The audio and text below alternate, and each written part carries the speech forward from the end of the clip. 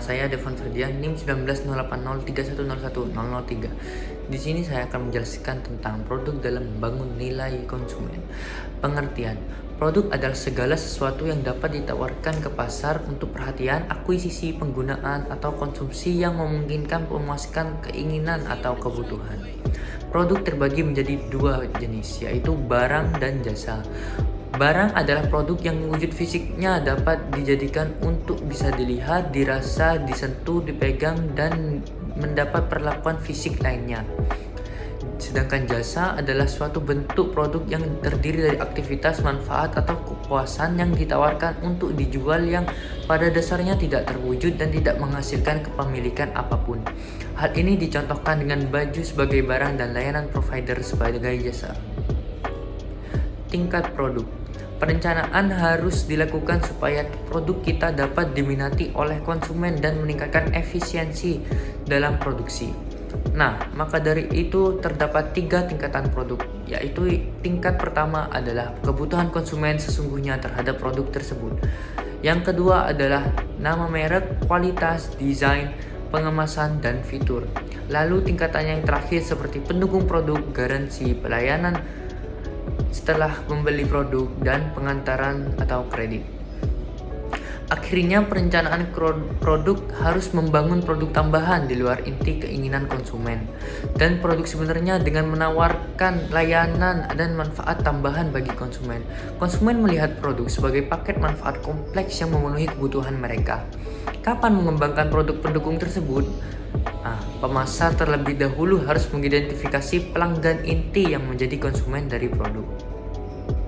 Hal ini dicontohkan oleh perusahaan GoPro, yakni kamera kecil yang dapat merekam dan memotret dengan kualitas terbaik atau HD. Produk yang pada masa itu adalah produk dengan pesaing yang sedikit sehingga GoPro dapat menyaingi semua pesaingannya.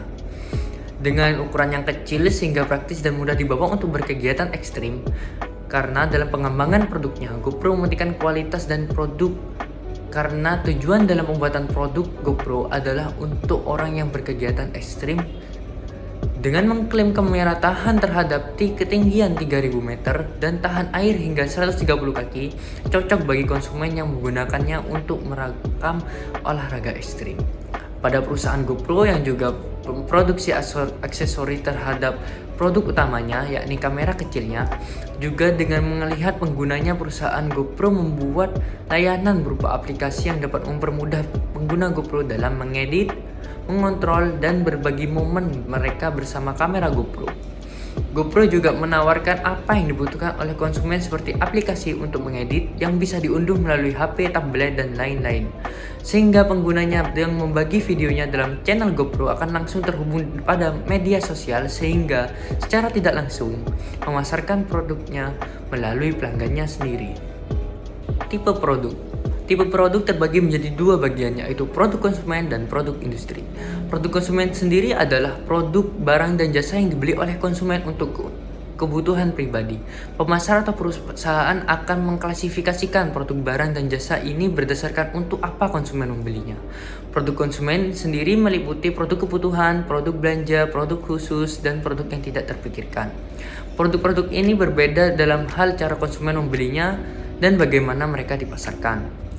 Yang kedua adalah produk industri. Adalah produk yang dibeli untuk diproses lebih lanjut atau digunakan untuk menjalankan bisnis. Jadi perbedaan antara produk konsumen dengan produk industri didasarkan pada tujuan pembelian produk.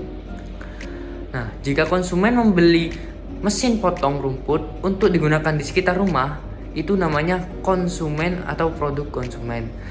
Jika konsumen membeli mesin pemotong rumput untuk kegiatan pertamanan, maka mesin pemotong rumput itu merupakan produk industri. Nah, produk industri terdiri dari 3 kelompok produk, yaitu bahan dan peralatan, barang modal, serta persediaan dan jasa. Produk konsumen terbagi menjadi 4, yaitu convenience product, shopping product, specialty product, on-stock product. Convenience product atau produk kebutuhan sehari-hari adalah barang dan jasa yang dibeli secara sering, segera, dan dengan sedikit perbandingan dan upaya pembeli. Biasanya pemasar akan melakukan di banyak lokasi sehingga memudahkan konsumen untuk mencarinya dengan harga rendah dan pemasaran yang besar-besaran. Yang kedua adalah shopping product atau produk belanja. Adalah barang dan layanan konsumen yang jarang dibeli karena pelanggan membandingkan dengan cermat kesesuaian, kualitas, harga, dan gaya. Saat membeli produk dan layanan belanja, konsumen menghabiskan banyak waktu dan tenaga dalam mengumpulkan informasi dan membuat perbandingan. Pemasar produk belanja biasanya mendistribusikan produk mereka melalui lebih sedikit outlet, tapi memberikan dukungan penjualan yang lebih dalam untuk membantu pelanggan dalam upaya perbandingan mereka. Biasanya harganya cenderung mahal. Yang ketiga, specialty product atau produk khusus adalah produk dan layanan konsumen dengan karakteristik unik atau identifikasi merek yang ingin dibuat khusus oleh kelompok pembeli yang signifikan usaha pembelian. Mereka membeli barang ini hanya pada waktu yang dibutuhkan. Pembeli biasanya tidak membandingkan produk, namun hanya membeli produk karena keinginan atau investasi dan harga produk ini jauh lebih mahal. Unsought product atau barang yang tidak terpikirkan adalah produk konsumen yang tidak diketahui kegunaannya oleh konsumen atau diketahui tetapi biasanya tidak mempertimbangkan untuk membeli. Contoh klasik dari produk ini adalah asuransi jiwa. Pada dasarnya produk yang tidak dibeli membutuhkan banyak promosi, penjualan pribadi, dan upaya pemasaran lainnya. Produk industri terbagi menjadi 3, yaitu bahan dan peralatan, barang modal, serta penyediaan dan pelayanan. Bahan dan peralatan termasuk bahan mentah juga bahan dan peralatan yang diproduksi. Bahan dan peralatan yang diproduksi terdiri dari bahan komponen, contohnya benang, semen, tanah, dan peralatan komponen, contohnya motor kecil, timba, dan alat tukang. Sebagian besar bahan dan peralatan yang diproduksi langsung ke pengguna industri. Harga dan layanan adalah faktor pemasaran utama sehingga branding dan iklan cenderung kurang penting. Barang dan modal adalah produk industri yang membantu produksi atau operasi membeli, termasuk instalasi dan peralatan aksesoris. Instalasi terdiri dari pembelian besar semacam gedung dan peralatan tetap. Peralatan aksesoris termasuk peralatan dan perkakas pabrik, portable, dan peralatan kantor. Jenis peralatan yang memiliki umur yang lebih pendek daripada instalasi dan hanya membantu dalam proses produksi. Jadi dimasukkan di sini peralatan modal mempunyai masa susut di mana barang itu akan mengurangi harga. Yang terakhir adalah persediaan termasuk perlengkapan operasional seperti pelumas, batu bara, kertas, dan pensil. Juga barang perbaikan atau pemeliharaan seperti cat, paku, atau sapu. Persediaan adalah produk kebutuhan dari bidang industri karena biasanya demikian dibeli dengan sedikit usaha atau perbandingan. Layanan bisnis termasuk pemeliharaan atau layanan perbaikan seperti pembersih jendela, perbaikan komputer, dan layanan konsultasi bisnis seperti pengiklanan. Layanan semacam itu biasanya disediakan berdasarkan kontrak. Selanjutnya, keputusan produk. Sebagai pemasar kita harus memutuskan strategi produk apa yang cocok untuk perusahaan. Maka dari itu, keputusan produk dibagi menjadi 3, yaitu individual product, product line, dan product mix. Individual product sendiri ialah keputusan yang penting dalam pengembangan dan pemasaran produk dan layanan individu tentang atribut produk, merek, pengemasan, pelabelan, dan logo, dan layanan pendukung produk. Artinya, perusahaan dengan produk ini adalah perusahaan yang meluncurkan produk sendiri. Product line, yaitu sekelompok produk yang berhubungan diproduksi oleh suatu perusahaan. Suatu perusahaan dapat memiliki lebih dari satu lini produk dan tiap produk dalam satu line tersebut dapat dijual secara terpisah. Product mix, perusahaan dengan beberapa lini produk memiliki bauran produk.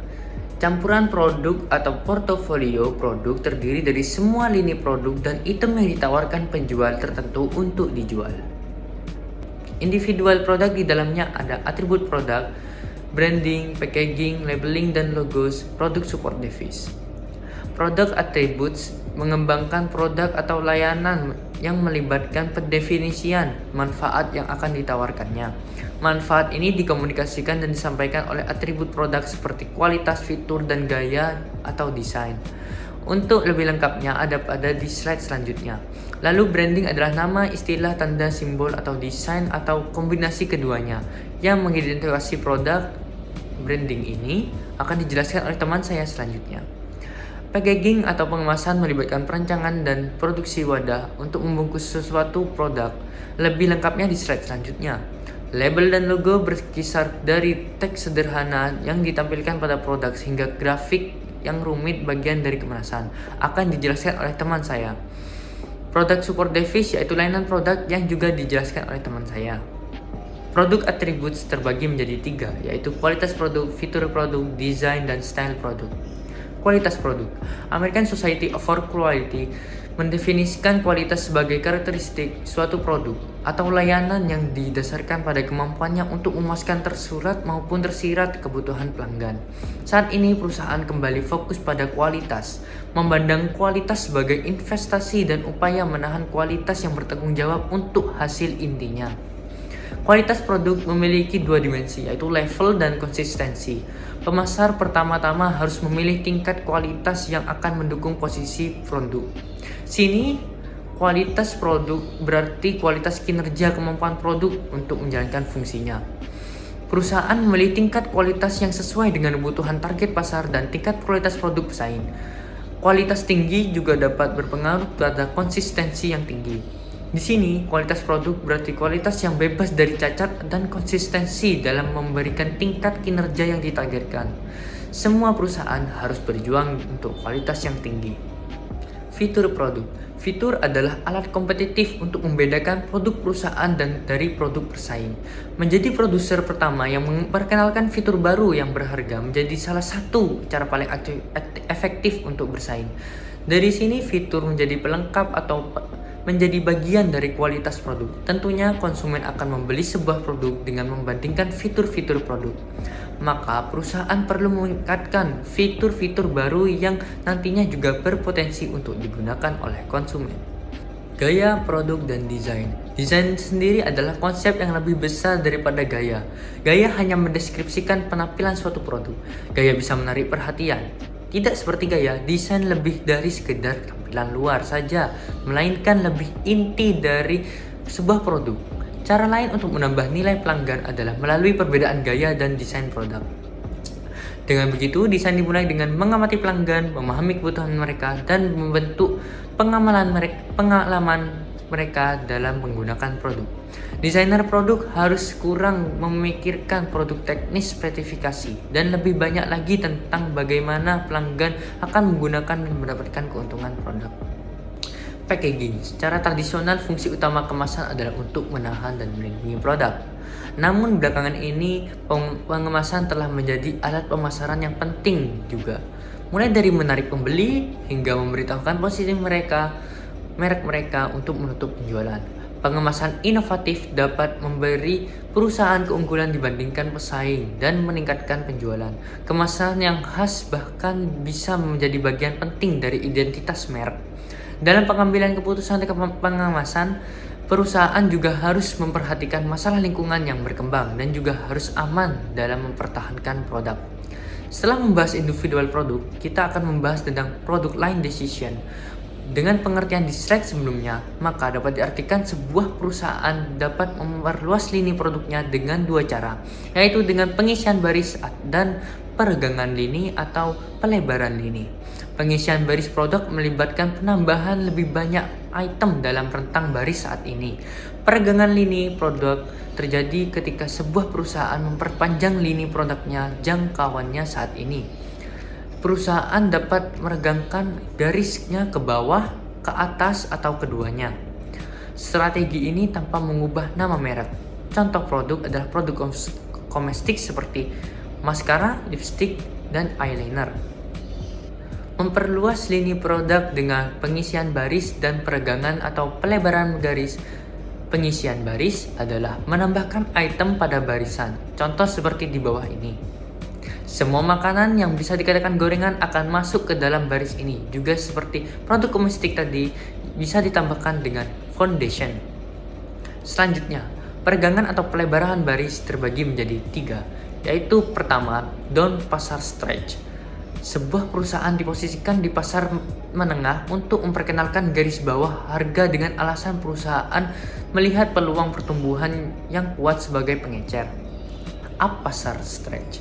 Perusahaan masuk ke pasar atas untuk pertumbuhan yang lebih tinggi, margin lebih tinggi, atau memposisikan perusahaan full line produsen. Contoh, Starbucks kopi, Häagen-Dazs es krim, Evian air kemasan. Two-way stretch, yaitu perusahaan melayani pasar menengah namun dimungkinkan juga untuk melakukan kedua arah. Contohnya Marriott Hotel atau penginapan yang menawarkan produk hotelnya pada bagian atas pasar dan tengah maupun bawah pasar. Lalu produk mix decision atau campuran produk perusahaan memiliki 4 dimensi penting, yaitu lebar, panjang, kedalaman, dan konsistensi. Dengan cara ini perusahaan dapat meningkatkan reputasi lini barunya. Sebuah perusahaan dapat memperpanjang lini produk yang ada menjadi perusahaan lini penuh. Hal ini dapat menambah variasi dari setiap produk, serta dengan demikian dapat memperdalam bauran produknya. Tentunya dengan mengubah nama merek di setiap produk. Contoh, perusahaan Unilever, Coca-Cola, dan Colgate. Karena perusahaan Unilever bergerak di berbagai bidang dengan mengubah merek di setiap bidangnya. Colgate mengubah juga seperti oral care, personal care, household care. Dimensi product mix. Yang pertama yaitu width atau lebar. Terbentang dari kiri ke kanan, yaitu mengacu pada beberapa banyak macam lini produk pada suatu perusahaan yang diproduksi. Contohnya, jika Anda ingin menambahkan suatu gerobak lain, misalnya jus di samping gerobak gorengan, maka lebar bauran produk berjumlah 2, terdiri dari gorengan dan jus, di mana jus mempunyai bagian lini di antara jus apel, jus apukat, jus stroberi, jus toma, jus jambu. Yang kedua, length atau panjang, berjajar dari atas ke bawah, yaitu mengacu pada jumlah unit dalam bauran produknya. Merupakan jajaran setiap lini produk yang nantinya akan dihitung secara keseluruhan. Lebar bauran produk Anda hanya 2, terdiri dari 2 lini, gorengan dan jus. Masing-masing lininya diuraikan sebagai berikut. Yang ketiga, depth atau kedalaman, mengacu pada beberapa banyak varian yang ditawarkan tiap produk dalam lini tersebut. Ada beberapa, mungkin semua item pada lini memiliki variasi yang membedakan satu produk dengan produk lainnya. Meskipun bentuknya sama, perbedaan ini berpengaruh terhadap target calon pembeli. Contohnya ada di bawah ini. Lalu konsistensi, mengacu pada beberapa erat hubungan berbagai lini produk dalam hal penggunaan akhir, persyaratan produksi, saluran distribusi, dan hal lainnya. Contohnya, ada kalanya pembeli membeli gahu pedas, pada akhirnya membeli jus sebagai usaha menetralisir rasa pedas di mulut mereka. Kemudian Anda memasarkan atau menjualkannya berada pada satu tempat. Semua hal menunjukkan bauran produk yang sangat konsisten. Namun ada saatnya perusahaan akan fokus pada produk inti atau produk yang paling laris. Nama saya Onel Randy Patriawan, NIM 1019. Pada bagian ini saya akan menjelaskan tentang service atau yang dapat disebut dengan jasa atau layanan. Pengertian layanan pelanggan. Layanan pelanggan adalah elemen dari strategi produk. Tawaran perusahaan biasanya menjangkau beberapa layanan dukungan yang dapat menjadi sebagian kecil atau sebagian besar dari penawaran total. Sifat dan karakteristik jasa. Yang pertama, tidak dapat dipahami. Artinya, jasa adalah suatu yang tidak dapat dilihat, dicicipi, dirasakan, didengar, atau dibaui sebelum melakukan transaksi. Yang kedua, tidak dapat dipisahkan. Artinya, jasa atau layanan tidak bisa dipisahkan dari penyediaan. Yang ketiga, variabilitas, berarti kualitas layanan tergantung kepada siapa yang menyediakan, kapan dan di mana jasa tersebut dilakukan. Yang keempat, minusnya, berarti layanan atau jasa tidak dapat disimpan untuk dijual atau digunakan nanti. Berarti harus digunakan pada saat transaksi penggunaan jasa. Langkah dalam merencanakan layanan dukungan. Langkah pertama ialah perusahaan melakukan survei kepada pelanggan secara berkala untuk menilai nilai layanan saat ini dan mendapatkan ide untuk layanan yang baru. Yang kedua, Perusahaan dapat mengambil langkah untuk mengambil masalah dan menambahkan layanan yang baru yang akan menyenangkan pelanggan dan menghasilkan keuntungan bagi perusahaan. Rantai keuntungan jasa. Yang pertama, kualitas layanan internal, seleksi dan pelatihan karyawan yang unggul, pekerjaan yang berkualitas di lingkungannya, dan dukungan kuat bagi karyawan yang berurusan dengan pelanggan yang menghasilkan kepuasan pelanggan. Kedua, karyawan yang puas dan produktif. Karyawan ini menghasilkan sumber kekuatan sekaligus menjadi aset bagi perusahaan. Yang ketiga, nilai layanan yang baik. Pencipta nilai pelanggan, keterlibatan, dan pengiriman layanan yang lebih unggul dan efisien yang menghasilkan pendapatan yang sebanding atau sesuai. Yang keempat, pelanggan yang puas dan loyal.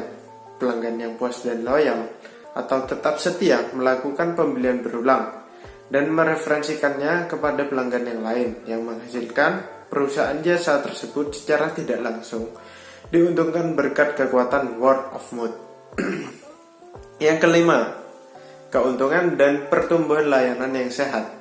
Kinerja perusahaan yang layanan yang unggul. Dua proses yang dilakukan perusahaan atau bisnis jasa. Yang pertama ialah pemesanan internal. Berarti bahwa perusahaan jasa harus mengarahkan dan memotivasi karyawan yang berhubungan dengan pelanggan dan orang layanan pendukung untuk bekerja sebagai tim untuk memberikan kepuasan pelanggan. Yang kedua, pemasaran interaktif. Berarti bahwa kualitas layanan sangat dipengaruhi oleh kualitas interaksi pembeli dan penjual selama proses transaksi. Strategi pemasaran untuk meningkatkan kualitas karyawan bisa dilakukan dengan cara yang pertama, memberikan gaji karyawan dengan baik. Kedua, mengarahkan karyawan dengan hati-hati. Yang ketiga, menanamkan rasa bangga kepada karyawan. Yang keempat, memberikan penghargaan atas pelayanan yang baik. Mengelola diferensiasi layanan. Pada masa ini, persaingan harga kian hari menjadi ketat. Pemasar jasa sering mengeluhkan tentang sulitnya membedakan layanan mereka dengan layanan pesaing. Sejauh ini, pelanggan melihat bahwa layanan dari penyedia yang berbeda sebagai sesuatu yang sama. Mereka atau pelanggan kurang peduli tentang penyediaan daripada harga. Solusi untuk persaingan harga adalah dengan mengembangkan penawaran, penyampaian, dan memberikan citra yang berbeda. Perusahaan jasa dapat membedakan pemberian layanan mereka dengan cara memiliki karyawan yang lebih mampu dan dapat diandalkan untuk menghubungi pelanggan, mengembangkan lingkungan fisik yang unggul, di mana produk layanan dikirimkan atau merancang proses pengiriman yang unggul. Saya mengambil contoh beberapa dari toko yang besar. Di dalam toko tersebut, konsumen bisa mendapatkan pengalaman langsung dengan barang dagangan sebelum membelinya melalui jalur uji seperti yang pertama sepeda gunung, yang kedua stasiun gear setting, yang ketiga dinding panjat tebing yang besar, atau simulasi hujan yang semuanya dilakukan di dalam toko. Mengelola kualitas jasa. Sebuah perusahaan jasa dapat membedakan dirinya dengan memberikan kualitas yang lebih tinggi secara konsisten daripada yang diberikan oleh pesaingnya atau kompetitornya. Kemampuan perusahaan jasa untuk mempertahankan pelanggannya bergantung pada seberapa konsisten perusahaan itu memberikan nilai kepada mereka. Pemulihan layanan yang baik dapat mengubah pelanggan yang kecewa menjadi pelanggan yang setia. Faktanya, pemulihan yang baik dapat memenangkan lebih banyak pembelian dan loyalitas pelanggan daripada jika semuanya berjalan dengan baik sejak awal. Saya akan memberi contoh, yaitu maskapai Emirates yang telah melakukan praktek ini dengan cara mencari feedback pelanggan. Dengan platform yang telah disediakan oleh Emirates, pelanggan dapat memberikan feedback terkait layanan, mengajukan pertanyaan penerbangan, serta dapat membuat keluhan atas ketidaknyamanan semua fasilitas yang Emirates sediakan. Mengelola produktivitas layanan. Dengan biaya yang meningkat pesat, perusahaan jasa berada di bawah tekanan untuk meningkatkan produktivitas jasa. Perusahaan harus menghindari mendorong produktivitas yang terlalu keras sehingga mengurangi kualitas. Upaya untuk merampingkan layanan atau memotong biaya dapat membuat perusahaan jauh lebih efisien, namun itu dalam jangka pendek. Dalam jangka panjangnya, dapat mengurangi kemampuan untuk berinovasi, menjaga kualitas layanan, atau menanggapi kebutuhan dan keinginan konsumen. Contoh buruk yang dapat diambil dari perusahaan jasa yaitu pada sebagian besar maskapai. Di dalam sini mereka telah berhenti menawarkan bahkan hal-hal kecil secara gratis seperti makanan ringan dalam penerbangan dan mengenakan biaya tambahan untuk segala hal mulai dari bagasi hingga kursi lorong. Hasilnya adalah pesawat yang penuh dengan pelanggan yang tidak puas. Dalam upaya mereka untuk meningkatkan produktivitas, banyak maskapai penerbangan yang telah merusak layanan pelanggannya. Selanjutnya adalah brand atau merek. Merek adalah sesuatu yang membedakan satu produk dengan produk lainnya yang ada di pasaran.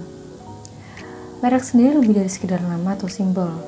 Pemilihan nama produk yang baik mampu menambah kesuksesan dari produk itu sendiri. Hal ini dimulai dengan tinjauan yang cermat terhadap produk serta manfaatnya, pasar sasaran, dan strategi pemasaran yang diusulkan. Setelah itu, penamaan merek menjadi bagian dari ilmu, seni, dan ukuran naluri. Adapun hal-hal yang harus diperhatikan dalam membuat nama merek. Yang pertama, harus menyarankan beberapa hal tentang keunggulan kualitas produk. Yang kedua, harus mudah diucapkan, dikenali, dan diingat. Contohnya adalah iPad, Jelly Belly, Twitter, Instagram. Yang ketiga, pastinya nama merek harus berbeda dengan merek produk lainnya. Yang keempat, harus dapat diperpanjang. Contohnya adalah Amazon.com. Dimulai dengan penjualan buku online dan kemudian memperluas ke kategori lainnya. Yang kelima, nama harus mudah diterjemahkan ke dalam bahasa asing. Contohnya adalah Burger King di Indonesia dan beberapa negara lainnya menyebutnya dengan Burger King, tetapi ada juga beberapa negara yang menyebutnya dengan Hungry Jack's. 6. Ia harus mampu mengatur pendaftaran dan perlindungan hukum. Contohnya di Indonesia adalah BPOM. Kemudian selanjutnya adalah logo. Logo sendiri berfungsi sebagai simbol pengingat produk bagi konsumen. Jadi penggunaan sebuah logo pada produk atau kemasan produk akan membantu konsumen untuk mengingat produk kita lebih mudah. Pemakaian logo atau produk pada kemasan dapat meningkatkan gengsi pemakai atau konsumennya. Contohnya yaitu HP iPhone, tas Gucci, merek sepatu Nike, kemudian ada handphone BlackBerry dan lain sebagainya. Kemudian ada pun hal-hal yang harus diperhatikan dalam mengembangkan merek. Yang pertama yaitu eksistensi garis. Perluasan garis terjadi ketika sebuah perusahaan memperluas nama merek ke bentuk, ukuran, warna, atau rasa yang baru pada kategori produk yang ada. Adalah eksistensi merek. Merek memperluas nama mereka menjadi baru atau dimodifikasi pada produk dalam kategori baru. Dan salah satu contohnya adalah Instagram. Instagram terus berkembang dengan menambahkan fitur-fitur terbaru dalam aplikasinya. Yang ketiga adalah multi-brands. Perusahaan seringkali memasarkan banyak merek berbeda dalam kategori produk tertentu. Contohnya adalah PT Mayora. PT Mayora memasarkan berbagai macam biskuit dan minuman. Contohnya ada Energen, Better, Beng Beng, Teh Pucuk, dan lain sebagainya. Yang keempat adalah merek baru. Sebuah perusahaan mungkin percaya bahwa kekuatan nama mereknya yang sudah ada semakin berkurang sehingga diperlukan adanya merek baru. Contohnya adalah Toyota. Toyota menciptakan merek Lexus yang ditujukan untuk konsumen mobil mewah. Adapun beberapa keputusan yang harus diambil oleh perusahaan. Yang pertama adalah keputusan produk individu, melibatkan atribut produk, branding, pengemasan, pelabelan, dan layanan dukungan produk. Keputusan atribut produk melibatkan kualitas produk, fitur, gaya, serta desain. Kemudian yang kedua, yaitu keputusan pencitraan merek, termasuk memilih nama merek dan mengembangkan strategi merek tersebut. Pengemasan memberikan banyak manfaat utama, seperti perlindungan, ekonomi, kenyamanan, dan promosi. Kemudian ada juga keputusan paket yang seringkali mencakup desain dan logo yang mengidentifikasi, menjelaskan, dan mungkin mempromosikan dari produk tersebut. Kemudian yang keempat adalah lini produk, yaitu sekelompok produk yang terkait dalam fungsi, kebutuhan, pembeli pelanggan, atau saluran distribusi. Kemudian, ekuitas merek. Ekuitas merek merupakan aset yang sangat berharga. Ekuitas merek mampu mengetahui respon pelanggan terhadap produk atau layanan kita. Dalam membangun merek, perusahaan perlu mengambil keputusan tentang memposisikan merek, pemilihan nama merek, sponsor merek, dan pengembangan merek. Kemudian yang terakhir adalah SEO branding. SEO branding terjadi ketika dua nama merek mapan dari panel digunakan pada produk yang sama. Contohnya adalah Taco Bell dan Doritos yang bekerja sama untuk membuat Doritos Locos Taco. Hal ini karena masing-masing merek beroperasi dalam kategori yang berbeda. Kemudian mereka bergabung untuk menciptakan pendekatan konsumen yang lebih luas. Sekian presentasi dan penjelasan dari kelompok kami. Terima kasih.